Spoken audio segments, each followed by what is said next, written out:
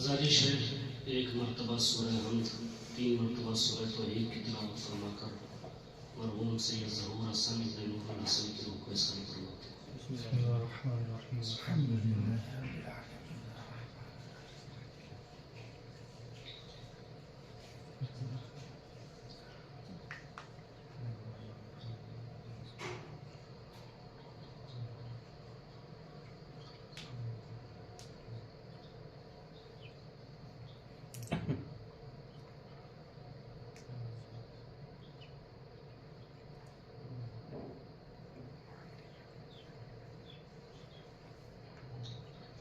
ماشاء اللہ حول ولا قوة الا باللہ العلی العظیم۔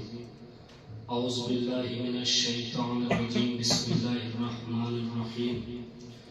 الحمد للہ الذی ہدانا لہذا وما كنا لنہتدی لولا ان ہدانا اللہ، لقد جاءت رسل ربنا بالحق، والصلاة والسلام علی رسول الثقلین محبوب رب المغربین والمشرقین، صاحب قاب و قوسین، جد الحسن والحسین، نبی القاسم محمد وعلیہ الطیبین الطاہرین المعصومین المظلومین، اما بعد فقد قال اللہ تعالی و تبارک فی القرآن المجید، بسم اللہ الرحمن الرحیم، ادعونی استجب لکم، صلوات بھیجتے محمد و آل محمد۔ اللہم صل علی محمد وآل محمد۔ اس سے بہتر صلوات پڑھیں محمد اور آل محمد۔ اللہم صل علی محمد وآل محمد۔ معصوم فرماتے ہیں کہ جتنی بلند آواز سے صلوات پڑھی جاتی ہے اتنا نفاق دور ہوتا ہے۔ بآواز بلند صلوات پڑھیں محمد۔ اللہم صل علی محمد وآل محمد وعجل فرجهم۔ اصالِ ثواب کی مجلس ہے اور عام طور پر اصالِ ثواب کی مجلسوں میں کل نفس ذائقۃ الموت اس آیت کی تلاوت کی جاتی ہے۔ بے شک ہر انسان کو موت کا ذائقہ چکھنا ہے، لیکن آج میں نے ایک الگ سا موضوع انتخاب کیا ہے جو دعا کے موضوع پر ہے۔ انشاءاللہ آپ کی اگر توجہ رہی تو ضرور محظوظ ہوں گے۔ قرآن میں اللہ بندوں سے کہہ رہا ہے ادعونی استجب لکم، اے میرے بندو مجھ سے مانگو، مجھ سے دعا کرو، میں اللہ تم سے وعدہ کرتا ہوں کہ میں تمہاری دعاؤں کو مستجاب کروں گا، میں تمہاری دعاؤں کو قبول کروں گا۔ یہ کسی صحابی کا وعدہ نہیں ہے، یہ اللہ کا وعدہ ہے۔ صحابی کا وعدہ تو ٹوٹ سکتا ہے مگر اللہ کا وعدہ ٹوٹ نہیں سکتا ہے، اس لیے کہ اللہ کا وعدہ اٹل ہے۔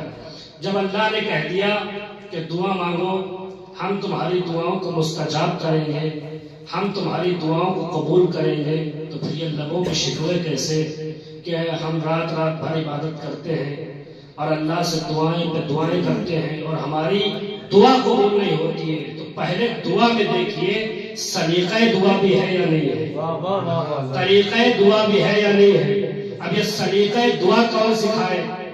اگر ہم اس کے پاس سیکھنے چلے جائیں تو پلٹ کے نہ آئے، وہ ہمیں سکھانے آ جائے تو خدا نہ رہ جائے۔ تو دعا کا سلیقہ آخر سیکھا جائے تو کس سے سیکھا جائے؟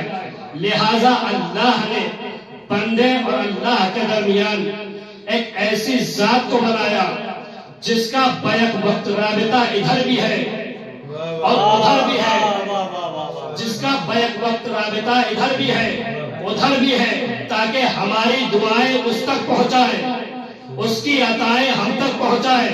قسم خدا کی ایسے صرف 14 نظر آئے، نہ یقین آئے تو تاریخ پڑھ کے دیکھ لیجئے، کبھی ان کی روٹیاں آسمان پہ جا رہی تھی، کبھی آسمان سے کھانے ان کے گھر آ رہے تھے۔ صلوات پڑھیں نا محمد و آل محمد۔ یہ بتائیں گے کہ دعا کا طریقہ کیا ہے، یہ بتائیں گے کہ دعا کا طریقہ کیا ہے۔ تو دعا کی بڑی اہمیت ہے، دعا مومن کا اسلحہ ہے، دعا قضا کو ٹالتا ہے۔ دعا کیا ہے؟ جناب موسیٰ کے زمانے میں قحط پڑا، بنی اسرائیل آئی، اے موسیٰ بارش نہیں ہو رہی ہے، دعا کریں۔ جناب موسیٰ نے کہا پروردگار کیا جواب دوں؟ آواز قدرت آئی، موسیٰ ان سے کہو 3 دن روزہ رکھیں. یہ جب دعا کا طریقہ بتایا جا رہا ہے کہ جب کوئی اہم دعا ہو تو روزہ رکھ کے دعا مانگی جاتی ہے. 3 دن روزہ رکھا گیا. سب کو لے کر آ گئے. صحرا میں پہنچے. موسیٰ آ گئے. بنی اسرائیل کے لوگ آ گئے. دعا پہ دعا کر رہے ہیں. نماز استسقاء پڑھی. اس کے بعد دعا کی. آواز قدرت آئی. اے موسیٰ میں دعا تو قبول کر لیتا مگر ان میں ایک ایسا گنہگار بیٹھا ہوا ہے جس کی وجہ سے میں دعا قبول نہیں کر رہا ہوں. موسیٰ نے کہا وہ جو گنہگار ہے وہ اٹھ کے چلا جائے. جو گنہگار تھا اس کی آنکھوں سے آنسو آئے. پروردگار گنہگار میں تیرا ہوں, خطا کار میں تیرا ہوں. زمین ان کے سامنے کرنا چاہتا ہے. فوراً اللہ نے بارش برسا دی. موسیٰ نے کہا پروردگار تو نے کہا تھا ایک گنہگار ہے جب وہ اٹھ کے جائے گا تو بارش ہوگی. اٹھ کے کوئی گیا نہیں. بارش کیسے ہونے لگی؟ آواز قدرت آئی. موسیٰ اس نے مجھ سے دل ہی دل میں توبہ کر لی اور میں نے اسے معاف کر دیا. میں نے دل میں اس نے مجھ سے دل میں ہی توبہ کر لی اور میں نے اسے معاف کر دیا. آواز قدرت آئی. اے موسیٰ اب وہ میرا مقرب بندہ ہو چکا ہے. موسیٰ نے کہا پروردگار نام تو بتا دے, اس کا نام کیا ہے؟ آواز قدرت آئی. موسیٰ جب وہ گنہگار تھا تب نام نہیں بتایا, اب تو میرا مقرب بن چکا ہے. صلوات پڑھے نا محمد و آل محمد. یہ دعا کا طریقہ بتایا جا رہا ہے. دعا کا طریقہ بتایا جا رہا ہے. آئیے ایک دعا آپ کو اور سناتا ہوں. بصرے کا رہنے والا ایک تاجر, تجارت میں کبھی یہ ہوتا ہے کہ اگر یہ کسی کا قرض دار ہے تو اس کا بھی قرضہ کسی کے اوپر نکلتا ہے. اتفاق سے یہ ہوا کہ یہ قرض دار ہو گیا, اس کی تجارت ڈوب گئی. راہ چلتے لوگ اس کو ٹوکنے لگے, میرا قرضہ کب دو گے؟ اب آپ ہی بتائیں کوئی عزت دار شخص کو کوئی راہ چلتے ٹوکنے لگے اس کے دل پہ کیا گزرے گی؟ وہ آیا گھر پہ, مصلی بچھایا, 2 رکعت نماز پڑھی, کہا پروردگارا تجھے علی کا واسطہ مجھے کوئی راستہ بتا. اب یہ دعائیں پہ دعائیں مانگ رہا تھا کہ اس کے ذہن میں ایک نبی کی حدیث آئی. نبی نے فرمایا جب وطن کی مٹی راس نہ آئے تو ہجرت کر جاؤ. اس نے اس کا آنا فالے سمجھا, بصرہ چھوڑا, کوفے میں آیا. کوفے کے بازار پہنچا, بہت توجہ چاہتا ہوں. کوفے کے بازار میں پہنچا, دکانیں دیکھتا گیا. پہلی دکان دیکھی, آگے بڑھ گیا. دوسری دکان دیکھی, آگے بڑھ گیا. ایک دکان پر اس کی نظر ٹھہری جس کے دکاندار کے ہاتھ میں تسبیح بھی تھی, ریشے دراز تھی, زبان پہ اللہ اللہ کی صدا بھی تھی. اس نے سوچا یہ اللہ والا معلوم ہوتا ہے. دکان کے اندر آیا, جواہرات کی دکان تھی. آنے کے بعد کہا ہو سکے تو علی کے نام پہ کچھ دے دے. متوجہ ہو کے سنیے گا, ہو سکے تو علی کے نام پہ کچھ دے دے. اس نے جیسے ہی علی کا نام سنا ایسا لگا کہ اس کے کلیجے میں آگ جل رہی ہے. جگہ سے اٹھا, دھکا مار کے دکان سے باہر نکالا. ایک جملہ کہا جب تیرا علی اتنا ہی بڑا امیر ہے تو تجھ سے بھیک کیوں منگوا رہا ہے؟ اس کی آنکھوں میں آنسو آئے, دکان سے باہر نکلا. نجف کی طرف رک کر کے کہا مولا میں رو اس بات پہ نہیں رہا ہوں کہ مجھے ذلیل کیا گیا, میں رو تو اس بات پہ رہا ہوں کہ میں نے آپ کا نام نااہل کے سامنے لیا ہی کیوں. مجھے درس دیا جا رہا ہے کہ علی کا نام ہر ایک کے سامنے نہیں لیا جاتا ہے, جو اہل والا ہوتا ہے اسی کے سامنے لیا جاتا ہے. یہ کہہ کے وہ جانے لگا اور اس نے کہا کوفے والوں سے کچھ نہیں مانگنا, کوفے والوں سے کچھ نہیں لینا.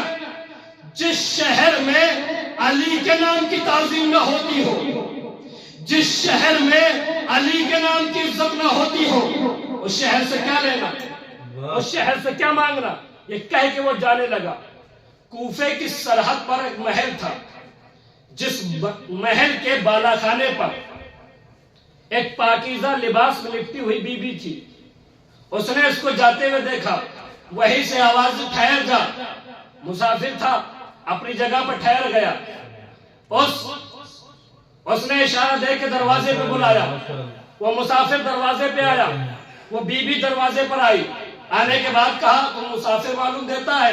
کہا میں بصرے کا رہنے والا ہوں۔ اس بیوی نے کہا کہ تو ضرورت مند بھی لگتا ہے۔ اس نے کہا ضرورت مند تو ہوں مگر کوفے والوں سے نہیں۔ کہا کوفے والوں سے کیوں نہیں مانگنا چاہتا؟ کہ جس شہر میں علی کے نام کی عزت نہ ہوتی ہو اس شہر سے ہمیں کچھ نہیں لینا۔ تو اس نے مسکرا کے کہا جو علی تمہارے دل میں ہے وہی علی ہمارے دل میں ہے، مانگو جو مانگنا چاہتے ہو۔ اس نے کہا اگر تو علی کی کنیز ہے تو پھر علی ہی کے نام پہ کچھ دے دے۔ جیسے ہی اس نے علی کا نام سنا احترامان اپنے سر کو جھکایا۔ سر کو اٹھانے کے بعد جلدی سے کانوں تک ہاتھ لائی، بندے ٹٹولے چھوڑ دیے، ہاتھوں تک ہاتھ پہرا، کنگن ٹٹولے چھوڑ دیے۔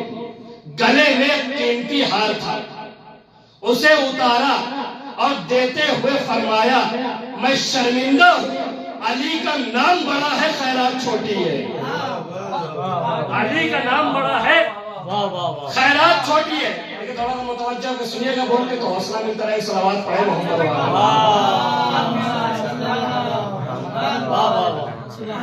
علی کا نام بڑا ہے خیرات چھوٹی ہے۔ اب وہ ہار لے کے کوفہ نہیں چھوڑا، ہار لیا واپس اسی دکان پہ آیا جہاں سے یہ نکالا گیا تھا۔ جب آخرات کی دکان پہ جیسے ہی پہنچا اس نے کہا پھر آ گیا مانگنے۔ اس نے کہا مانگنے نہیں آیا ہوں، تیری اوقات بتانے آیا ہوں۔ تو نے کیا کہا تھا جب علی اتنا ہی بڑا امیر ہے تو تجھ سے بھیک کیوں منگوا رہا؟ دیکھو دے دیا میرے مولا نے۔ یہ کہہ کے قیمتی ہار نکالا، کہا میں اسے بیچنے آیا ہوں۔ جیسے ہی اس نے اس ہار کو دیکھا جلدی سے اٹھا، اسے دکان سے باہر نکالا، دکان بند کی، دوڑتا ہوا گھر کی طرف چلا۔ کچھ سمجھے جس نے ہار دیا تھا یہ اسی کی زوجہ تھی۔ حیرت نہ کیجیے، ہر فرعون کے لیے ایک آسیہ ہوتی ہے۔ یہ آیا گھر پہ، زوجہ کو بلایا، کہا تمہارا ہار کہاں ہے؟ اس نے کہا میں نے تو خیرات میں دے دیا۔ کہا اتنا قیمتی ہار خیرات میں دے دیا؟ کہ کیا بتاؤں اس نے نام ہی ایسا لے لیا تھا۔ کہ کس کا نام لیا؟ کہ مولائے غدیر جناب امیر علی ابن ابی طالب کا نام لیا۔ اس نے کہا اس کا مطلب تو بھی رافضہ ہے، تو بھی علی کی چاہنے والی ہے۔ کہ جب تو جان ہی گیا تو تجھ سے کیا چھپانا، میرے دل میں علی رہتا ہے۔ اس نے کہا اچھا علی کی کنیز ہو تمہیں شریعت نہیں معلوم؟ کہا کیسی شریعت؟ کہ شوہر کی اجازت کے بغیر خیرات نہیں دی جاتی۔ اس نے کہا علی کی کنیز کو تو شریعت سکھائے گا؟ جملے منازع فرمائے گا علی کی کنیز کو تو شریعت سکھائے گا؟ دیکھ یہ بندے تیرے تھے میں نے نہیں دیے، یہ کنگن تیرے تھے میں نے نہیں دیے، مگر یہ ہار تمہیں اپنے باپ کے گھر سے لائی تھی۔ یہ ہار تمہیں اپنے باپ کے گھر سے لائی تھی، اور ویسے بھی علی کی راہ میں حلال مال خرچ ہوتا ہے، حرام مال نہیں کرتا۔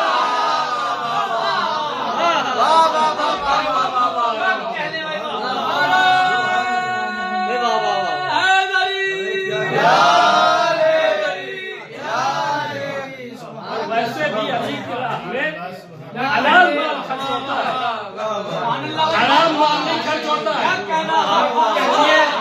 علی کا عشق کسے کہتے ہیں؟ ہمیں یوں ہی علی کا عشق نہیں ملا۔ شاعر کا ایک بند یاد آ گیا، ہمیں یوں ہی عشق علی نہیں ملا۔ شاعر کہتا ہے اس عشق کے لیے کرنا کیا پڑتا ہے؟ شعور حسن طلب کو جگانا پڑتا ہے، شعور حسن طلب کو جگانا پڑتا ہے، فصیلے داد پہ خود کو چڑھانا پڑتا ہے، لہو جگر کے سینہ کو پلانا پڑتا ہے، کبھی کبھی تو بھرا گھر لٹانا پڑتا ہے۔ گوہر یہ کاسے کمزات میں نہیں ملتا، علی کا عشق ہے خیرات میں نہیں۔ علی کا عشق ہے خیرات میں نہیں ملتا۔ اس نے کہا کہ یہ ہار میں اپنے باپ کے گھر سے لائی تھی۔ اس نے کہا علی کی کنیز علی کی چاہنے والی میرے گھر میں نہیں رہ سکتی۔ طلاق دیا، خنجر نکالا، کہ جن ہاتھوں سے خیرات دی ان ہاتھوں کو قلم کروں گا۔ ان ہاتھوں کو کاٹا، اسے گھر سے باہر نکالا۔ اب اس کے ہاتھوں سے خون بہ رہا ہے، اس کی کوشش یہ ہے کہ میں اس جگہ پہنچ جاؤں جہاں پر قافلے پڑاؤ ڈالتے ہیں، تاکہ اگر میں مر بھی گئی تو لوگ دفن کرنے والے مجھے مل جائیں گے۔ دیکھیے عشق کیا ہے، سنیے گا۔ چلی اور اس جگہ پہ آئی جہاں قافلے پڑاؤ ڈالتے تھے، غش کے عالم میں آ گئی، زمین پہ گر گئی۔ اتفاق سے دو بزرگوار گھر سے نکلے تھے اور وہ لاولد تھے۔ انہوں نے دیکھا کہ خون میں نہائی ہوئی بچی زمین پہ پڑی ہوئی ہے، اسے اٹھایا، علاج و معالجہ کرایا اور اپنے گھر میں بیٹی کی طرح اسے پالنے لگے، اس کی پرورش کرنے لگے۔ عرصہ گزر گیا 6 برس کا، 6 سال تک انہیں بزرگوار کے گھر میں یہ رہ رہی ہے، عبادت کر رہی ہے، مولا کے تسبیح پڑھ رہی ہے، نمازیں پڑھ رہی ہے، انہیں بزرگوار کے گھر میں یہ رہ رہی ہے۔ انہیں بزرگوار کے گھر کے پاس ایک بہت بڑے تاجر نے اپنا محل بنوانا شروع کیا۔ محل بننے لگا، ایک عرصہ لگا محل بننے کا، محل بن کے تیار ہوا۔ اب وہ تاجر جس نے محل بنوایا تھا، اس کا دستور یہ تھا کہ نماز شب کے بعد اپنے محل کا طلایہ پھرتا تھا، تاکہ ہم اپنے محل کو دیکھیں کہ علی کے عشق میں ہم نے محل بنوایا ہے۔ وہ ایک مرتبہ طلایہ پھیر رہا تھا، اس نے دیکھا کہ بزرگوار کے گھر سے ایک روشنی نمودار ہو رہی ہے۔ اس روشنی کے قریب گیا تو کیا دیکھا، ایک پاکیزہ لباس میں لپٹی ہوئی بیوی عبادت کر رہی ہے۔ جیسے اس کی عبادت کو دیکھا، اس کے دل میں عقد کی خواہش ظاہر ہوئی۔ صبح ہوئی، بزرگوار کے گھر میں گیا، کہا کہ بیٹی کے ساتھ عقد کرنا چاہتا ہوں۔ ان بزرگوار نے کہا یہ بیٹی میری نہیں ہے، میں اس سے اجازت لیتا ہوں، اگر وہ راضی ہے تو میں عقد کر دوں گا۔ بزرگوار بیٹی کے پاس آئے، کہا فلاں تاجر کا رشتہ آیا ہے، کہا تمہیں منظور ہے؟ اس نے کہا جو آپ کی مرضی، میں آپ کے گھر میں رہ رہی ہوں، آپ کی بیٹی ہوں، جو آپ کی مرضی۔ عقد کا وقت معین ہوا، عقد ہوا، یہ شادی کر کے اس محل میں آئی۔ اب سنیے گا توجہ کے ساتھ، دعا۔ محل میں آئی، اس نے عقد کر لیا، لیکن جیسے ہی محل میں قدم رکھا، اسے خیال آیا کہ اس نے میری عبادت کو دیکھ کے عقد کیا ہے، اسے یہ تو نہیں معلوم میرے ہاتھ کٹے ہوئے ہیں۔ مصلی بچھایا، 2 رکعت نماز پڑھی، اے علی کے خدا، یا تو میرے ہاتھوں کو سلامت کر، یا اسی وقت مجھے دنیا سے اٹھا لے، یا اسی وقت مجھے دنیا سے اٹھا لے۔ یہ کہہ کے زارو قطار روئی، روتے روتے غش کے عالم میں آئی۔ اب اس نے کیا خواب میں منظر دیکھا کہ ایک نور کا محل ہے، اس نور کے محل میں یہ موجود ہے، نور کے محل میں ایک نورانی کرسی پر نورانی شخصیت بیٹھی ہوئی ہے۔ ایک انگلی کا اشارہ کیا، اس کے ہاتھ ایسے ٹھیک ہو گئے جیسے زخم تھا ہی نہیں۔ اب یہ جو خواب سے بیدار ہوئی تو اس نے دونوں ہاتھوں کو دیکھا تو دونوں ہاتھ سلامت۔ جملہ کہوں، کعبے میں آنے کے بعد کعبے میں نشان ڈالنے والے نے اپنی چاہنے والی کے ہاتھوں کو ٹھیک کر دیا، نشان نہیں چھوڑا، نشان نہیں چھوڑا، نشان نہیں چھوڑا۔ شوہر کے ساتھ زندگی بسر کرنے لگی۔ پورے واقعے کا نچوڑ پیش کر رہا ہوں، سب مل کے بولیے اگر نتیجہ آپ تک پہنچ جائے۔ شوہر کے ساتھ زندگی بسر کر رہی تھی کہ اتنے میں کسی نے دروازے پہ گلباب کیا۔ شوہر کسی کام میں مشغول تھا، کہا دیکھو دروازے پر کون ہے۔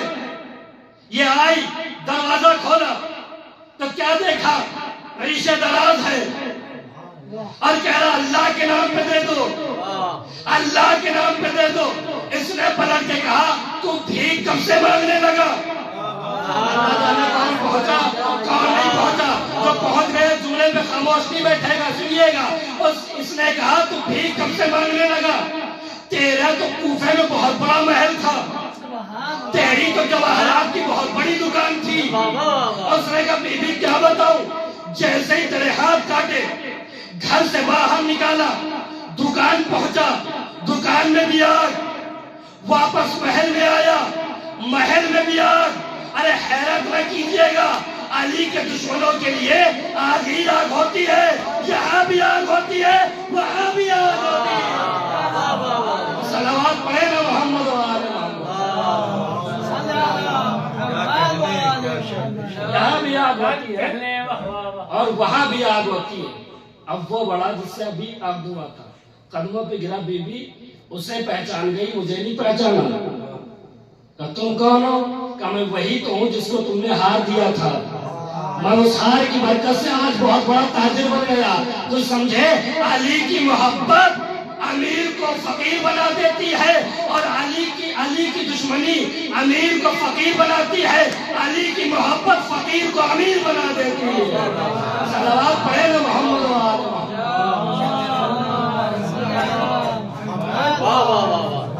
اور وسیلہ آل محمد ہو تو دعا قبول ہوتی ہے. معصومین نے ہمیں دعا کا طریقہ بتایا, معصومین نے ہمیں دعا کا سلیقہ سکھایا. قرآن میں بہت ساری دعائیں موجود ہیں.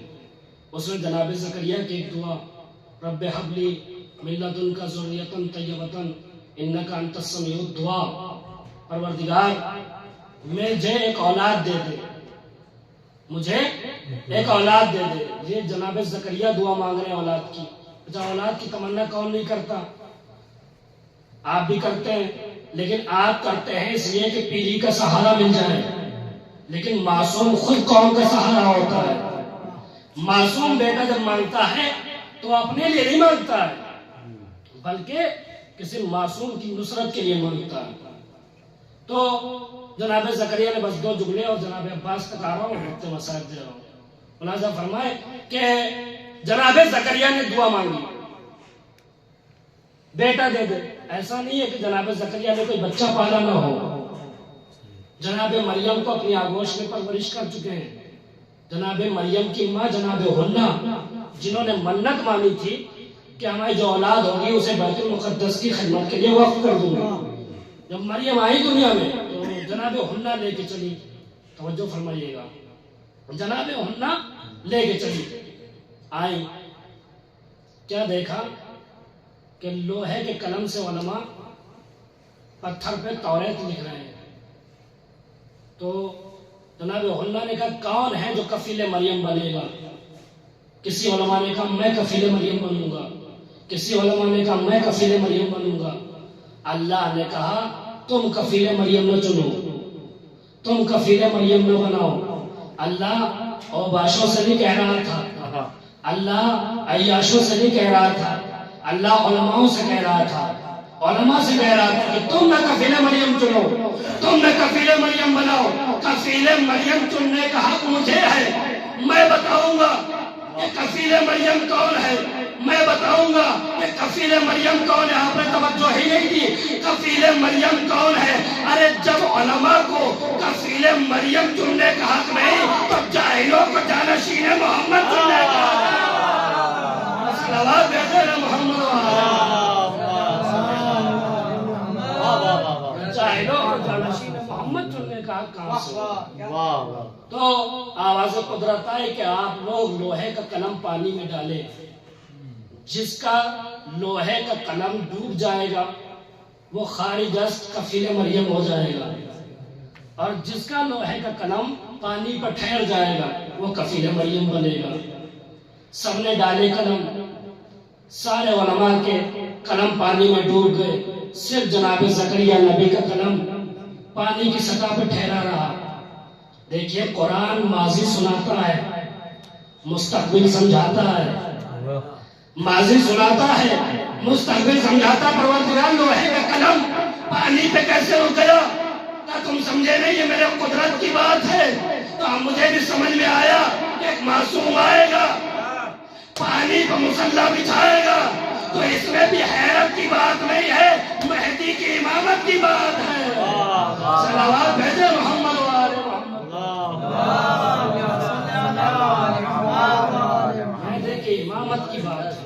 تو 2 بچوں کو جناب زکریا پال چکے, جناب مریم کو, جناب عیسیٰ کو.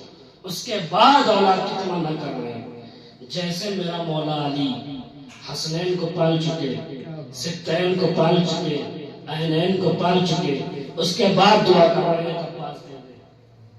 اس کے بعد دعا کر رہے ہیں کہ عباس دے دے. توجہ فرمائیے گا, عباس کیسے مانگا, اہتمام کیا کیا؟ جناب عقیل سے کہا بہادر خاندان تلاش کرو. بس آخری نکتہ اور ربط مسائل. بہادر خاندان تلاش کرو. کون کہہ رہا ہے؟ مولا کائنات جس کی تلوار نسلیں پہچانتی ہے، وہ عقیل سے کہہ رہا ہے کہ بہادر خاندان تلاش کرو۔ میں کہوں گا اے امیر کائنات آپ کیوں کہہ رہے ہیں؟ آپ کو تو معلوم ہے کون نسب کا اچھا ہے، کون بہادر خاندان ہے، کون بھاگنے والا ہے، آپ کو تو بہتر معلوم ہے۔ کہ تم سمجھے نہیں، قرآن پڑھو۔ اللہ نے جناب موسیٰ سے پوچھا تمہارے ہاتھ میں کیا ہے؟ کیا اللہ کو نہیں معلوم تھا موسیٰ کے ہاتھ میں عصا ہے؟ کہ تم یہ نہ دیکھو کہ اللہ نے پوچھا، موسیٰ کا جواب سنو۔ موسیٰ نے کہا پروردگار یہ عصا ہے، میں اس سے بکریاں بھی چراتا ہوں، سایہ بھی کر لیتا ہوں، بستر بھی بنا لیتا ہوں، توجہ فرمائے بستر بھی بنا لیتا ہوں۔